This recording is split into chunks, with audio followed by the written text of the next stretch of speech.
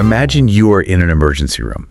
Like you are doubled over, just in terrible pain. Right, the absolute worst pain of your life. Exactly.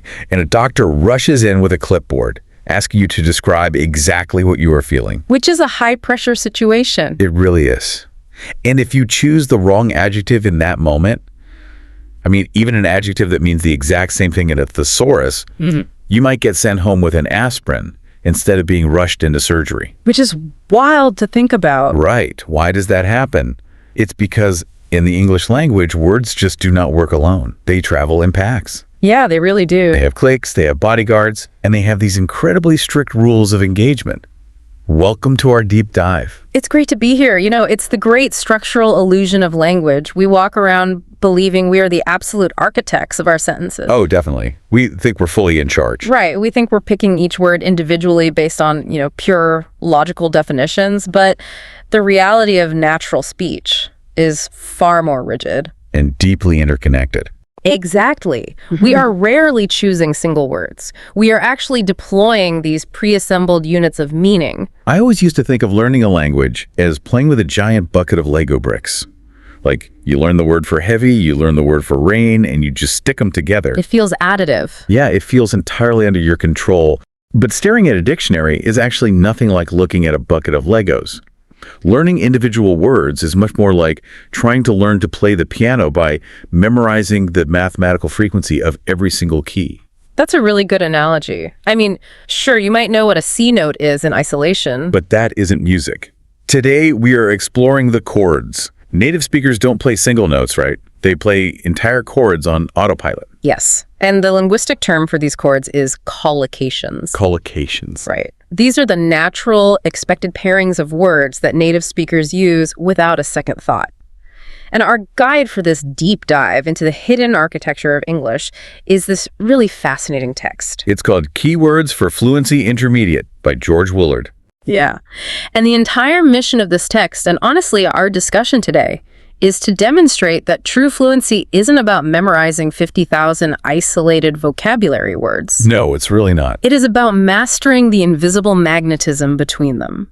The text lays out this foundational concept right at the beginning that, I have to say, completely shifted how I view communication. Yeah. I've been calling it the SALT principle. Ah, the SALT principle. Yeah, the core idea is that nouns, the actual things, objects, and concepts in our world, they carry roughly 99% of our meaning in any interaction. The noun is the ultimate payload of the sentence. Willard illustrates this brilliantly. I love this example. Yeah, so picture yourself sitting at a crowded dinner table. If you simply look at the person next to you, point, and say the word salt, the communication is entirely successful. Right. They know your core desire, you want the salt, the interaction is blunt, but it works perfectly. Now, imagine doing the exact opposite. You turn to the person and say, could you please pass the, to? I mean, you have used perfect grammar there. Polite verbs, flawless syntax. But you have communicated absolutely nothing. Nobody knows what you want. You could want the pepper, the bread, the butter, the wine. The verbs and the grammar are just the delivery mechanism. If you don't have the payload, the truck is driving empty. Exactly. And this leads to the actual math of fluency, which I found incredibly encouraging for anyone trying to master a language or even just trying to understand their own native tongue. The math is exponential rather than additive. Willard points out that if you learn 100 of the most important high-frequency nouns in English... Just 100. Right, just 100. And then you learn just 10 verbs or adjectives that naturally partner with each of those nouns, you haven't just memorized 110 words. No. You have instantly unlocked 1,000 usable natural expressions. You are multiplying your communicative power. Just think about the efficiency of that. Yeah. Fluency isn't about inventing a brand new poetic way to say water is falling from the sky in large quantities. Right, nobody talks like that. No. Fluency is the ability to bypass the assembly process entirely. You don't have to think about the phrase heavy rain, so you can spend your mental energy constructing the complex argument about why that heavy rain completely ruined your weekend plans. The syntax becomes invisible so the ideas can take center stage. Exactly. And to prove how ingrained these prepackaged modules are in our brains, Willard offers a sort of diagnostic test. He identifies 8 pillars of natural speech. Like test scenarios. Right, 8 scenarios where we use highly specific pairings. If you swap out a word, even a synonym, it instantly flags you as someone who is assembling bricks rather than playing a chord. I want the listener to actually play along with this right now because it is staggering how quickly your brain fills in the blanks. It really is automatic. Think about this. When you do something wrong, what do? You don't do a fault. No. You make a mistake. Your brain likely fired off that phrase before you even finished the sentence. The thing is, fault is semantically accurate. It means the same thing. But make a mistake is the only socially acceptable, culturally inherited module for that action. The magnetism between make and mistake is just absolute. Let's try another one. Go for it. If you want to drive through the beautiful part of the countryside, you don't take the pretty road. You take the scenic route. Right. And a scenic road is perfectly understandable, but it lacks the resonance of the established collocation. Route implies a chosen path, a deliberate deviation from the most direct path for the sake of aesthetics. Okay, how about this? If a service doesn't cost you any money, it isn't free of cost. It is free of charge. Yes. When an athlete runs the fastest time in history, they don't just run fast, they set a world record. Exactly. And when a disgraced politician tries to escape the nation to avoid prison, they don't escape the nation, they flee the country. And that specific pairing, fleeing a country, is incredibly revealing. You flee a country, but you rarely hear someone say they are fleeing a nation. Oh, that's interesting. Why is that? Because a nation feels abstract, right? It's political, ideological, but a country is physical borders. It's jurisdiction, it's dirt. You flee the physical jurisdiction. Exactly. The verb demands a specific type of noun. Okay, here's the next one. In a violent storm, you aren't hit by thunder, you get struck by lightning. Struck by lightning. When a room gets incredibly stuffy, you don't step outside to breathe new oxygen. You step out for some fresh air. Right. And finally, the universal bane of all commuters. You don't get trapped in a roadblock, you get stuck in a traffic jam. What is profound about these 8 pillars is that they are cultural artifacts. By adopting them, you aren't just memorizing vocabulary lists. You're doing something much deeper. Yeah, you are inheriting the exact mental pathways that English speakers have carved out generation after generation. Every time you say scenic route instead of pretty road, you're walking down a well-worn cognitive path. If these linguistic chords govern the basic grammar of our daily lives, it really makes you wonder how much they govern our actual perception of reality. Well, how much of what we feel is dictated by the adjectives we are forced to use? The source text dives heavily into how we describe the physical world around us, nature, the environment, and the chaos of weather. Yes. The natural world is inherently chaotic and entirely indifferent to humanity. Yet, the language we apply to it is obsessively structured and deeply anthropomorphic. Right. Take the weather. Okay. We do not use clinical, mild descriptors for temperature. We use intense, visceral, often painful adjectives. This stood out to me immediately. If the temperature drops, we don't just say it is very cold out. We say it is bitterly cold. Bitterly. Bitter. As a taste. We are taking the sensation of a harsh, unpleasant, sharp taste on the human tongue and applying it to the ambient temperature of the atmosphere. It speaks to how we process discomfort neurologically. We use bitter because it conveys a physical assault. Right, a bitter taste makes you wince. Exactly. It causes a physiological rejection response in the body. When the wind is bitterly cold, it isn't just a low temperature on a thermometer, it is an adversary. It is something attacking your face, something difficult to swallow. Wow. The collocation forces us to experience the weather as a physical confrontation. And when the weather is actually good, we elevate it to this almost religious status. We call it glorious weather. Glorious, right. We don't say the weather is highly functional, we give it glory. Or, if we are tempering our enthusiasm, we might refer to a pleasant spell of weather. I love that one. The phrasing of a spell of weather is a beautiful medieval holdover.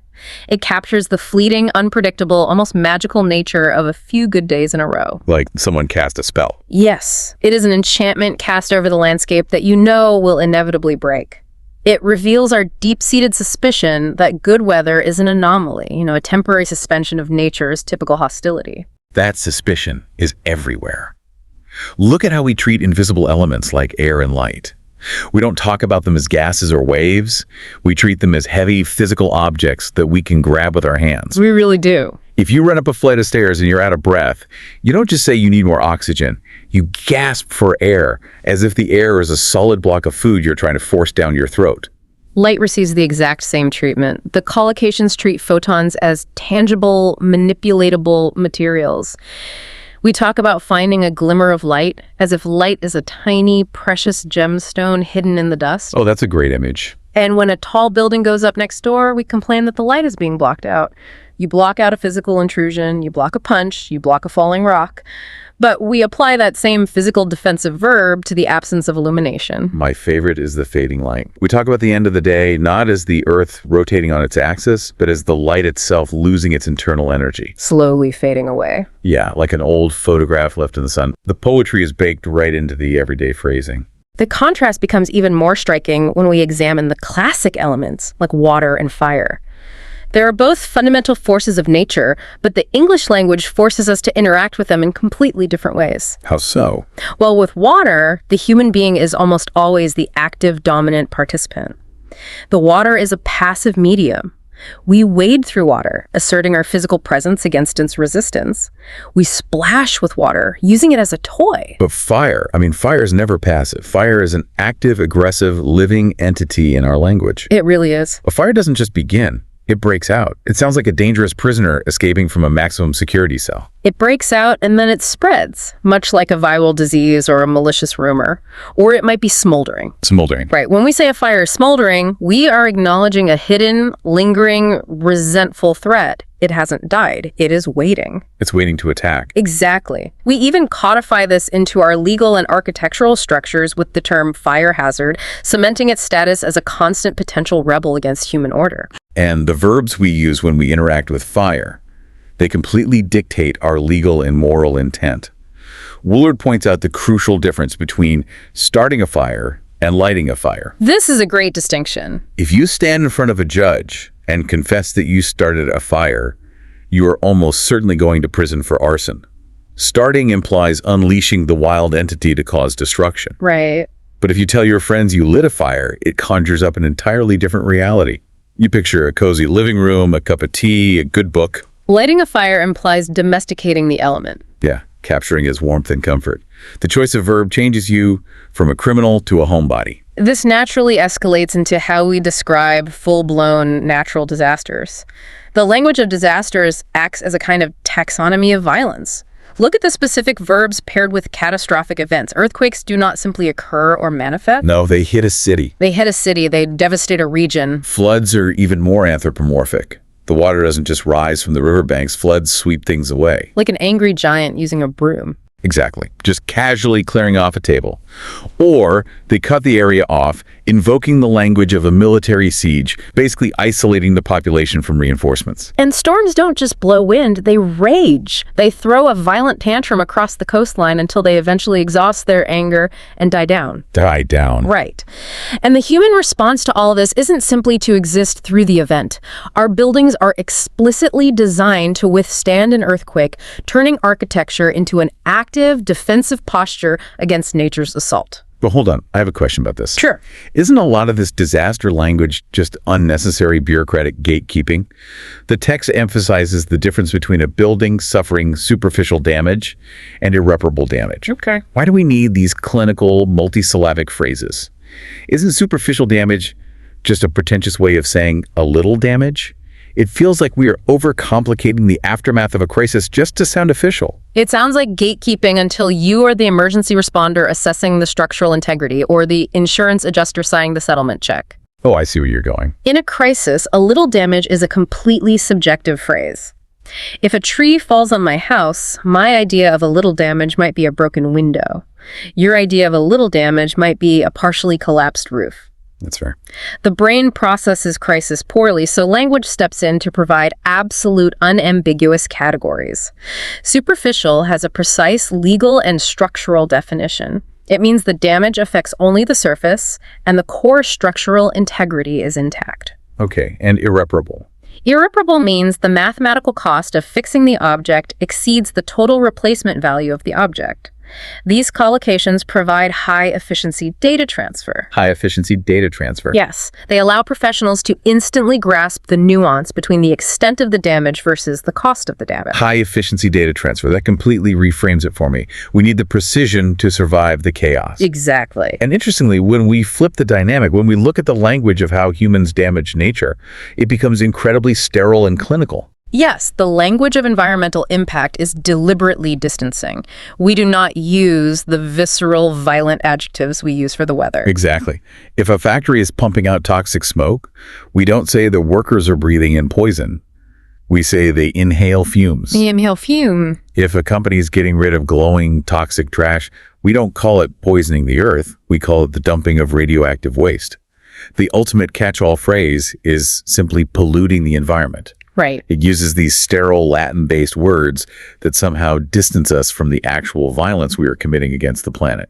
The language of environmental damage is bureaucratic because the actions causing the damage are industrial. The collocations we use perfectly reflect the cold, mechanical systems that produce the harm. We sanitize the vocabulary to sanitize our collective guilt. Wow. The structures we build dictate the words we use. That perfectly bridges us into the human infrastructure. We've seen how we describe the unpredictable wild. But how do we talk about the concrete spaces we actually build, the cities we live in, and how we move through them? When we examine the built environment, the verbs become absolute, forceful, and entirely intentional. A building is not a natural organism. Therefore, its life cycle is entirely dictated by human agency. We demolish buildings. Right, completely erasing them from the skyline. We restore buildings, attempting to reverse time and bring them back to a historical state. And in emergencies. We evacuate buildings, treating the massive concrete structure as a simple container that must be emptied of its contents. The distinction between the clinical and the emotional in our living spaces is so stark. Take the word accommodation. Yes. It is one of the driest, most spreadsheet-sounding words in the English language. The collocations reflect the, temporary accommodation or self-catering accommodation. It is purely transactional. You are occupying a geometric volume of space for a predetermined amount of time. But contrast that with the word home. The noun home is a massive magnet for deep emotional collocations. Yes. We talk about home cooking. That phrase doesn't just mean food prepared in a residential kitchen. It implies love, nourishment, tradition, safety. It carries a lot of weight. We say, welcome home, which is essentially a verbal embrace. And on the tragic flip side, we have the concept of a broken home. That's a powerful one. The physical structure of the accommodation might be perfectly intact. The roof isn't leaking, the walls aren't crumbling, but the emotional infrastructure of the family inside has completely collapsed. The noun dictates the emotional resonance of everything attached to it. It reveals how we fundamentally bifurcate our world into the functional and the personal. This functional perspective extends deeply into how we navigate the arteries of our cities. Streets are rarely described simply as places to exist. They are defined entirely by their utility, their rules, or their capacity. A street is deserted, meaning it is actively failing its purpose of facilitating human movement. Or it is crowded, meaning it is at maximum holding capacity. Or most restrictively, it is a one-way street, defined entirely by the arbitrary flow of movement imposed upon it by urban planners. The language of movement itself, how we classify our transit across the globe, is incredibly specific. Woolard's text makes a brilliant, vital distinction between three concepts that many people mistakenly use interchangeably. A trip, a journey, and a holiday. Yes. They possess entirely different temporal and spatial rules. I used to mix these up constantly, but the underlying logic is bulletproof. A trip implies a completed circuit. The return is baked into the definition. Exactly. You go somewhere and you come back to your starting point. That's why we take a round trip or a business trip, or why we dream of the trip of a lifetime. You don't just stay there forever. Exactly. A journey, however, is fundamentally linear. It focuses entirely on the act of traveling in one direction, often over a significant distance or a long period of time. Right. It carries a heavy, almost mythological weight. You go on a journey of self-discovery. You don't go on a trip of self-discovery because that implies you'll revert to your old self when you return. You definitely don't take a journey to the grocery store to get milk. Unless the car breaks down and you have to battle a pack of wolves along the way. Yeah, that would be a journey. And then the third category, a holiday, is defined neither by the circuit nor the direction, but entirely by when or how the leisure time is granted. Right. It is a bank holiday, dictated by the calendar and the government institutions. Or it is a package holiday, defined entirely by the consumer mechanism of how you purchase the flights and the hotel together. Let's talk about those flights, because the moment we elevate our travel into the skies, we enter a realm of supreme linguistic strictness. Aviation and border bureaucracy do not allow for creative phrasing. Flights are either long-haul or connecting. You don't experience a wiggly or shaky flight. No, you experience a bumpy flight. But the real rigidity appears when we deal with the documentation of border crossings. Passports and visas have their own life cycle dictated by collocations. Passports don't just finish or conclude. They expire. They expire, using the same biological verb we use for milk going bad or a person passing away. The validity literally dies. If they aren't real, they are forged, a verb rooted in the intense heat and deception of shaping fake metal. Visas are even more demanding. You can't just keep a visa, you must have it extended. And the ultimate crime against the bureaucracy is to overstay your visa. Overstay. That word is fascinating. Overstaying your welcome at a dinner party is a social faux pas. It implies you're a guest who has rudely ignored the host's subtle yawns and hints to leave. Right. Applying that exact same domestic concept to international border law turns a spatial violation into a legal crisis. It frames international immigration through the lens of a host and an ungracious guest. It's a very specific way to conceptualize global movement. But returning to the ground level, the way we describe the daily movement of commuters, the traffic reveals an entirely different psychological framework. The language of traffic in English is terrifying. It treats cars not as individual metal boxes being driven by autonomous human beings, but as a collective viscous liquid or some sort of mindless crawling beast. It is entirely fluid dynamics. Traffic builds up as if it is a dangerous level of pressure accumulating inside a sealed pipe. Right. When it finally eases, it thins out, evoking the image of a dissipating fog or a receding floodwater. And when the system completely fails, traffic grinds to a halt. That phrase is so visceral, it evokes the horrific sound of massive metal gears jamming together, friction destroying the machine. And then it forms tailbacks. Yes, tailbacks, creating this visual image of a physical, vertebrate-spined vehicle stretching infinitely backward over the horizon. When that friction results in destruction, we enter the grim taxonomy of accidents. The vocabulary here is highly structured to categorize tragedy instantly. You don't just crash, you have a freak accident. Which defines the event by its defiance of statistical probability. It shouldn't have happened, but it did. Or it is a fatal accident, defining the event entirely by its ultimate tragic outcome. Or it's a minor accident, dismissing it as a mere bureaucratic inconvenience. Yeah. And these crashes always seem to geographically cluster at an accident black spot. We map the history of the tragedy directly onto the asphalt. We really do. Even the injuries to the human body have a clinical life cycle. They are proactively prevented by safety measures, they are sustained in the violent moment of impact, and hopefully they are recovered from. The clinical phrasing of sustaining an injury removes the personal agony from the event to focus purely on the medical and legal reality. It is, again, high-efficiency data transfer for the emergency responders and the insurance algorithms. But thinking about this, saying these phrases out loud, stuck in a jam, bumper to bumper, ground to a halt, it physically raises my blood pressure. It makes my chest tight. It's stressful. It is. I want to ask you, and I really want the listener to consider this as they drive to work tomorrow, does relying on this deeply claustrophobic, restrictive language actually make the psychological experience of commuting significantly worse? Are we stressing ourselves out before we even put the key in the ignition by using a vocabulary that insists we are being trapped by a liquid monster? That is a profound psychological question, and I believe the linguistic data supports that reading. If you look at Woolard's focus on the specific collocations around delay, we are constantly warned to expect a delay or to allow for traffic delays. Right. The language perfectly mirrors the modern existential anxiety of lost time. The traffic isn't just stopping your vehicle, it is actively stealing the irreplaceable minutes of your life. Wow. The collocations we use are heavily loaded with frustration because the infrastructure we build is inherently frustrating. We lack agency on a crowded highway, and the language of grinding to a halt or being stuck perfectly articulates that utter powerlessness. It's essentially a daily practice of learned helplessness, encoded into our grammar, which leads us perfectly into the other systems where we often feel powerless. Movement isn't just physical. Right.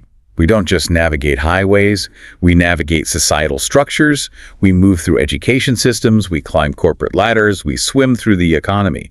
And as we look at the language of these systems, the metaphor shifts drastically. We go from horizontal movement down a street to vertical climbing, survival, and combat. Let's start with the crucible where it all begins, the education system. Education is a fascinating linguistic space because the collocations clearly differentiate between the abstract, noble concept of learning and the bureaucratic, physical reality of being processed by a school. Okay, give me an example. Take the nuance between classes and lessons. If a student decides not to attend, they might skip a lesson. Skipping sounds light, slightly rebellious, almost playful, like a child skipping stone over water. But if that same student suddenly needs to learn a massive amount of information right before an exam, don't take a fast lesson. You take a crash course. Crash completely alters the dynamic. It does. It implies a high-speed collision with knowledge. It is a high-impact, violent, short-duration event. And all of this learning is heavily guarded by the bureaucratic gatekeeping of entry requirements. You're always trying to get into the locked room. And once you are in the room, you are evaluated. The visual imagery of exams in English is incredibly vivid. The collocations do not allow for simple success or failure. They demand drama. They really do. If you take a difficult test and you barely miraculously pass, you don't just make it, you scrape through. Scrape through. That phrase is so visceral. It literally sounds like you are dragging your physical body under a heavy closing steel door, leaving skin and blood behind on the floor just to get to the other side. Conversely, if you perform exceptionally well, you pass with flying colors. This is a naval metaphor, evoking the image of a victorious warship returning to its home port, its masts fully intact, with all its brightly colored flags proudly snapping in the wind. And if you fail, the language doesn't offer you any sympathy. You don't just perform poorly. You make a mess of it. You make a mess of it. You are handed the pristine, organized opportunity of the exam, and through your own incompetence, you turn it into a disorganized, chaotic disaster. It places the blame squarely on the student's execution. This evaluation system is, of course, entirely designed to prepare the individual for the ultimate daily grind, the workforce. And here, the linguistic distinction between a job and a career is paramount. They belong to completely different conceptual frameworks. You can feel the class divide in the verbs alone. A job is something that is held down. Think about the physical exertion required for that metaphor. You hold down a wild animal trying to bite you. Right. You hold down a tarp in a hurricane. It requires constant, exhausting physical pressure just to maintain the status quo. A job is stressful or rewarding, and crucially, a job comes with perks. Perks are incremental, transient benefits. A free coffee machine, casual Fridays, a slightly better parking spot. They make the act of holding the job down slightly more bearable. But a career operates on an entirely different scale. You do not hold down a career. A career is pursued. It is a chase across an open landscape. Yeah. It has a trajectory. Exactly. A career is a mountain you climb, hoping to eventually reach the pinnacle, the absolute highest, most elite peak. But because you are climbing so high, the risk of falling is catastrophic. You can't wreck a job, you just lose it or quit. But a career can be wrecked. It could be destroyed, like a massive ship crashing onto jagged rocks. And within the corporate environment itself, the actions taken by management are deeply systemic and carefully sanitized. When a corporation needs to terminate employment, human resources does not fire people. Firing is too aggressive, too personal. So what do? They lay off staff. Lay off. It is a brilliant, insidious collocation. It sounds gentle, almost maternal, as if you are laying the workers down for a comfortable nap. Yet the economic devastation for the worker is exactly the same. And when they need to hire, they don't gather workers, they recruit staff. This is a purely militaristic term, borrowed directly from assembling an army for war. Right. And what does corporate management expect from this recruited army? They expect them to do things above and beyond the call of duty. We are using the literal language of soldiers dying on a battlefield to describe an accountant staying in the office until 8:00 p.m. to finish a PowerPoint presentation. This militarization of the workplace points directly to the ultimate objective of the labor, which is capital. The text breaks down a strict economic distinction that we intuitively understand but rarely articulate out loud, the deep sociological divide between wages and salaries. This blew my mind because it is so obvious once you see it. Wages are almost exclusively associated with weekly, hourly, or manual labor. Because of this, wages are constantly tied to survival collocations. Yes. We hear politicians demand a living wage, the bare biological minimum of calories and shelter required to keep a human body functioning. Salaries, on the other hand, are calculated annually and paid monthly, typically associated with non-manual office or professional work. You never hear an executive negotiate for a living salary. The collocation does not exist. Wow, you're right, it doesn't. Instead, salaries are paired with aspirational numbers. The goal is the six-figure salary. The noun itself dictates your socioeconomic class. The nouns dictate the status, but the verbs dictate the anxiety. When we look at how English speakers talk about everyday cash and debt, it is an absolute masterclass in psychological terror. It really is. Notice how we talk about everyday money. It is all about flow and restriction. We run out of money, equating our bank accounts to a combustion engine running out of gasoline. The machine stops. If funds are low, we say we are strapped for cash. Strapped implies a physical restraint, like a straitjacket. Yes. The lack of currency literally limits our physical freedom to move through the world. The only relief is to receive something free of charge, which temporarily liberates us from the transactional cage entirely. But if we don't escape the cage, we wade into the dark, terrifying waters of debt. I want the listener to really picture the verbs we pair with debt. We get into debt. We run up debts. We find ourselves up to our ears in debt. The overarching metaphor is undeniably clear. Debt is a liquid.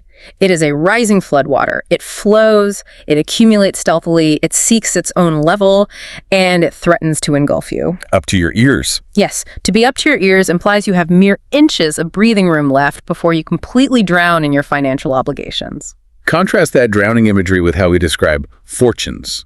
Fortunes are never liquid.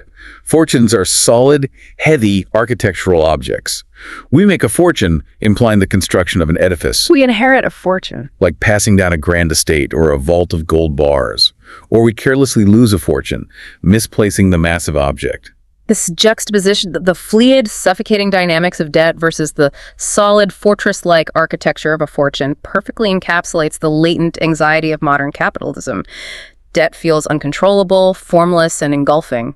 A fortune feels like a heavily fortified castle that protects you from the flood. If we follow that thread of capitalist anxiety, I want to pose a deeper question. If we look at the vocabulary of commerce, it is shockingly aggressive. Oh, absolutely. We talk about wanting to make a killing in the stock market.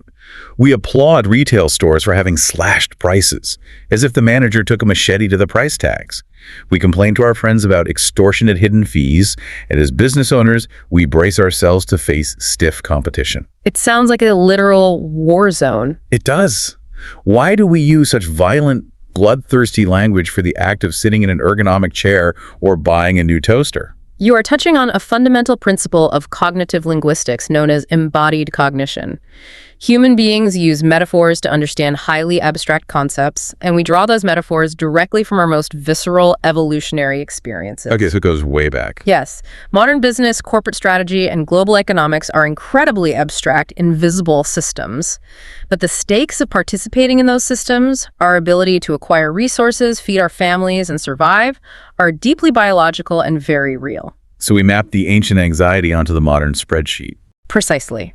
The collocations rely heavily on conflict, hunting, and survival metaphors because they accurately reflect the high-stakes, hyper-competitive reality of a market economy. Making a killing equates a successful stock trade with the successful hunt of a mammoth by our ancestors. Wow. It validates and even celebrates the ruthlessness required to extract resources from the system. The language isn't just passively describing the economy, it is actively conditioning our brains to treat the corporate world as a battlefield where only the strongest survive. It trains us to be predators. That is incredibly illuminating and, frankly, a little terrifying. It proves that the words are shaping the reality. So we've tackled the chaotic outside world, the concrete cities, and the absolute war zone of the economy. Let's pivot inward. Let's do it. Let's dive into the most intimate, vulnerable language of all, the internal world. How we describe our fragile bodies, our health, and the raw sensory experiences of being alive. This is where collocations shift from societal conditioning to deeply personal somatic experiences. Let's examine the baseline state of health. When our physical health is failing, we don't just say we are sick, we say we are dogged by bad health. Dogged. I love and hate that phrase. It evokes the image of a persistent, annoying, aggressive animal nipping at your heels. You walk to the kitchen, the dog is there. You go to work, the dog follows you. Yeah. You cannot shake the illness. It tracks your every movement. But when the illness finally subsides, the metaphor abruptly shifts to bureaucracy. You go to the doctor and you are given a clean bill of health. Your biological body is suddenly treated as a freshly inspected, pristine document. A bill of health. Right. Or if the recovery required deep care, you are nursed back to health, a collocation that implies a regression to a safe, maternal, almost infantile state of protection. The language around the actual afflictions is incredibly stark, and it differentiates heavily between an illness and a disease. Illnesses are things that happen to us on an individual level, that you're diagnosed, placing a medical label on the mystery. So they become chronic. Right, a word rooted in time, meaning the affliction has taken up permanent residence in our daily timeline. But diseases are treated entirely differently. Diseases are framed as public enemies, existential threats to humanity itself.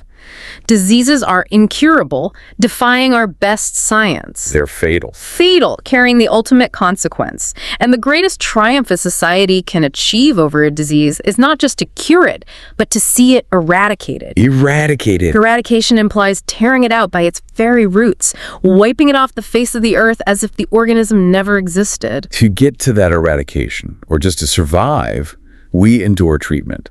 Patients are treated for injuries, which sounds like a standard procedural interaction.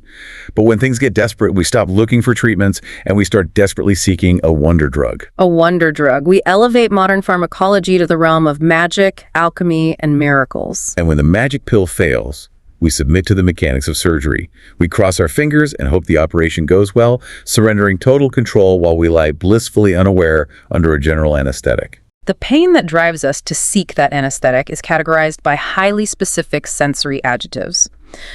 When you are in the emergency room, as you mentioned in your opening scenario, the vocabulary you use is critical triage data. It is so specific. I always freeze up when a doctor asks me to describe a pain because I know there is a right and wrong answer. Yeah. Woolard lays out the exact spectrum. Pain can be dull, meaning it is broad, heavy, persistent, but ultimately tolerable. You can walk around with a dull pain. But if it is throbbing, Right, throbbing. then it has synchronized with the rhythmic pulsing of your own heartbeat. If the pain is stabbing, it implies a sharp, sudden, highly localized, and violently intrusive sensation, as if a foreign object has breached the skin. And at the absolute far end of the human spectrum, the pain becomes unbearable. Unbearable. Meaning the physical mass of the suffering literally cannot be carried by the human body for one more second without the system collapsing. It is the absolute limit of endurance. And right alongside the physical pain of the nerves is the mental pain of the mind. Stress. In English, stress is overwhelmingly treated as a physical weight placed upon the shoulders. Yes, like a literal burden. It must be relieved, implying the removal of a burden, or it must be coped with, implying finding a structural way to carry the load without breaking, though, fascinatingly, a rare subset of people claim they have thrived on stress, treating the psychological poison as a performance-enhancing stimulant. Dealing with that stress brings us to the body parts themselves. This might be my absolute favorite section of the source material, the way we use the head, the hands, and the heart to explain completely invisible, abstract concepts. Let's start with the head. Okay. If someone is naturally gifted at mathematics, we don't just say they are smart. We say they have a good head for figures, Right. implying their literal skull and brain structure is architecturally built to house numbers. Conversely, if they experience vertigo, they have no head for heights. Their physical equilibrium betrays them. Or, if you explain a complex concept and they fail to grasp it, the idea goes over your head. The abstract thought physically flies through the air, bypassing the skull entirely without ever making entry. The hands are all about agency, control, and deep familiarity. If you are involved in a disastrous project and you want to completely absolve yourself of moral and legal responsibility, you wash your hands of the situation. Which is a 2,000-year-old biblical reference to Pontius Pilate. It is. And it has survived perfectly intact as an everyday corporate collocation. If you possess deep, intimate knowledge of a neighborhood, you say you know it like the back of my hand. This implies the most constant, reliable, visual familiarity a human being can possess. You see the back of your hand every day of your life. And if you demand that someone relinquish to their control over a situation, you physically command them to keep your hands off. But the heart is where the true poetry of fluency lives. If you are deeply terrified, you don't just feel fear, you have your heart in my mouth. Your heart in your mouth. You Yeah. can literally feel the muscular organ trying to vibrate its way up your throat to escape your body. If you want to memorize a beautiful poem, you don't store it in a hard drive. You learn by heart, bypassing the logic of the brain entirely to implant the words directly into your emotional center. And if you're walking through a period of profound sorrow, you carry a heavy heart, as if the sadness has added literal gravitational mass to your chest cavity. If we take a step back and look at the cognitive linguistics at play here, Huh. what is the underlying mechanism? Why do we use these specific organs in our speech? Because our emotional language is inescapably physical. We are taking completely invisible, abstract emotional states, sheer terror, deep sorrow, the active memory, and we are mapping them directly onto our squishy internal organs. We can't see the emotion. No, we can't measure the sorrow with a ruler, so we blame the body part. We use the physiological symptom as the definition of the emotion. That is exactly right, and it points to a vital lesson for the listener. True fluency is highly somatic. It is inextricably linked to the biological body. To sound natural to a native English speaker, you cannot just describe emotions as abstract, fluting concepts in the mind. You have to feel it in the body. Yes. You must describe the mind and the emotions through the body's physical reactions to them. You don't just feel sad, your heart is heavy, you don't just feel terrified, your blood runs cold. The physical body is the canvas upon which the emotion is painted. That is beautiful. Somatic fluency. Okay, we are entering the final phase of our deep dive. We've covered the brutality of nature, the concrete of the cities, the anxiety of the economy, and the fragility of our own bodies. Finally, we arrive at human connection. The most important part. Once we are healthy, once our basic survival needs are met and we aren't stuck in a traffic jam, how do we describe our social lives? How do we talk about entertainment and the people we fiercely love or bitterly hate? Let's look at friends, enemies, and romance. Let's begin with the baseline of social connection. Friendship. In English, friendship requires active labor. We do not passively find friends lying on the ground. We make friends.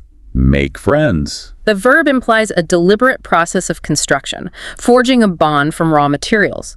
We frequently connect through a mutual friend, treating that person as a geographical intersection in the social web. But relationships are fragile containers, and we can easily fall out over a minor disagreement. Look at the physics of that collocation.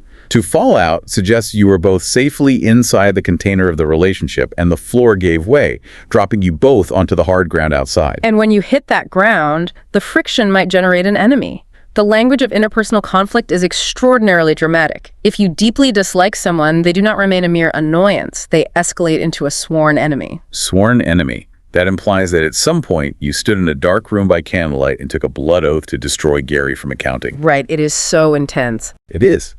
Or they become a bitter enemy, returning right back to that harsh, sharp taste metaphor we explored an hour ago with the bitterly cold weather. The adversary leaves a bad taste in your mouth. And just like we make friends, we actively make enemies, forging these negative connections through our own actions. But the absolute peak of human connection, the phenomenon that drives so much of our art and culture, is love and marriage. The collocations mapped to romance outline a very specific, chaotic life cycle. It almost always begins with the sudden lightning strike of love at first sight. Love at first sight. It is an instantaneous, undeniable visual confirmation of destiny. Which rapidly escalates into being head over heels. This is a purely physical description of tumbling down a hill, losing your balance, your equilibrium, and your orientation completely. You are delightfully out of control. However, the statistical reality is that it does not always last. Unfortunately not. And when the structural integrity of the marriage fails, we do not simply go through a legal separation. We suffer through a messy divorce. The word messy is so vivid here. It implies that the two lives, the finances, the families, were so tightly glued together that the act of tearing them apart left jagged edges and emotional debris scattered everywhere. It requires a massive cleanup. It does. And the final cold punctuation mark on that chaos is the divorce settlement. A sterile, legalistic peace treaty drafted to officially end the war of the messy divorce.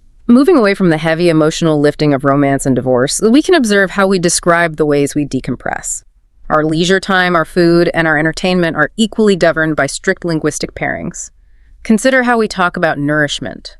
A truly delicious dish isn't just described as tasty, it is mouth-watering. Right. The adjective provokes a literal, uncontrollable biological response from the salivary glands just by speaking it.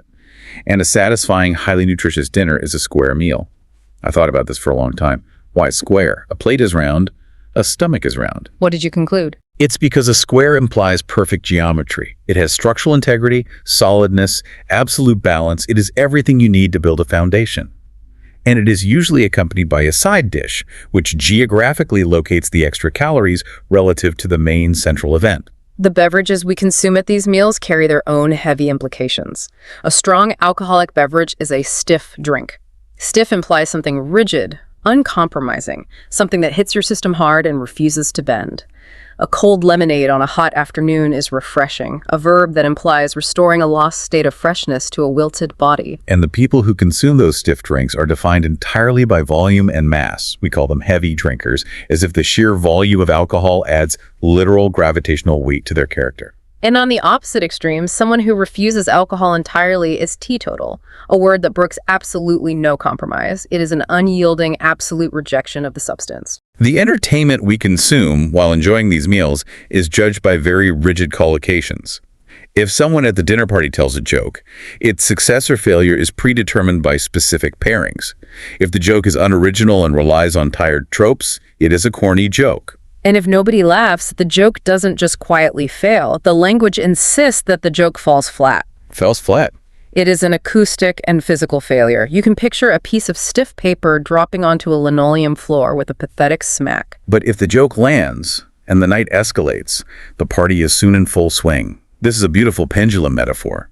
It suggests the party has achieved maximum momentum, maximum kinetic energy, swinging effortlessly back and forth. Finally, we arrive at the mass media we consume, films and music. Films are categorized largely by their pace and their accounting. A thriller is action-packed, meaning the director has physically stuffed the runtime with as many explosions and car chases as the container can possibly hold. Or a film is low budget, defined not by its artistic merit, but entirely by the stark lack of capital used to produce it. If the film is foreign, we alter it in two specific ways. It is either dubbed, where the original vocal tracks are completely replaced and paved over, or it has subtitles, text running sub below the visual action. And the music we play in the background of our lives. If the volume crosses the threshold of pain, it is deafening, instantly diagnosing a medical condition. If we love the song, it is catchy, acting like a barbed hook that physically grabs our brain and won't let go. Or it is simply background music, relegated to the auditory wallpaper of our existence. All of these pairings, from the square meal to the Keshi tune, demonstrate how we use language to establish social norms, dictate taste, and codify shared cultural experiences. Connecting the dots here, especially looking at the relationship section. Sworn enemy, undying love, love at first sight, a messy divorce. This language is incredibly theatrical. It is melodramatic. Is this a subconscious way for us to make our everyday, sometimes mundane lives feel like we are the stars of an epic movie? I think that is an incredibly astute sociological observation. Culturally, our mass entertainment language directly bleeds into and inflates how we narrate our personal everyday lives. We borrow the language. We do. We go to the cinema and watch an award-winning film about undying love and sworn enemies, and then we subconsciously borrow those exact same heightened, epic, emotional collocations to narrate a mild disagreement we had at a coffee shop to our circle of friends. That is so true. We actively use the elevated language of cinema and literature to give our own personal narratives a sense of scale, weight, and dramatic structure. It makes us the protagonist of our own epic journey. We borrow the chords of Hollywood to play the song of our Friday night. I love that. Okay, it is time to synthesize everything we've explored in this deep dive into George Woolard's work. What this text has fundamentally proven is that fluency in English, or frankly in any language, is not about having the biggest pile of individual Lego bricks. No, it's not. It is not about memorizing the dictionary. It is about mastering the natural, invisible magnetism between the words. It is about knowing which pieces are already permanently glued together by centuries of culture. Precisely. By learning these combinations, from the harsh environmental reality of bitterly cold to the emotional wreckage of a messy divorce, you bypass the clunky, processor-heavy task of translating word by word from a native tongue. You shortcut the assembly line entirely. You begin to speak in vivid, culturally resonant blocks of meaning. You aren't just reciting vocabulary. You are actively operating the cultural machinery of the language. So what is the ultimate takeaway for you, the listener? Why should you care about collocations, whether you are learning English or have spoken it your entire life? Because understanding this hidden architecture doesn't just help you speak or write more naturally. It fundamentally and permanently changes how you listen. It changes everything. The next time you watch a movie, sit in a board meeting, or listen to a deep dive like this one, you are going to hear these magnetic pairings everywhere. You will realize that language is less like a sterile dictionary and much more like a massive, interconnected puzzle where certain pieces are fused together. You will hear someone say the word bitterly, and your brain will automatically instantly anticipate the word cold before their lips even form the consonant. You transition from being a passive receiver of isolated words into an active, highly efficient predictor of cultural patterns. And that ability to predict the pattern is the true, ultimate definition of fluency. It really is. It's seeing the matrix. But before we go, I want to leave you with one final, slightly provocative thought to mull over. Something that builds on everything we've uncovered today. If we rely so heavily on these prepackaged, glued-together phrases, if we automatically say scenic route or bitterly cold or make a mistake without exerting an ounce of conscious effort, does that mean our language is actually thinking for us? That is a heavy question. If the linguistic module is pre-assembled before we even open our mouths, how much truly original, independent thought is actually happening when we speak? Are we consciously choosing our words to express our reality? Or, in the end, are the words choosing us? That is a profound, slightly unsettling question. If the freedom of structure is an illusion, we have to ask ourselves, who or what is really doing the building? Exactly. Next time you reach for a word, take a second to look at what is already stuck to it. Thanks for taking the plunge with us today.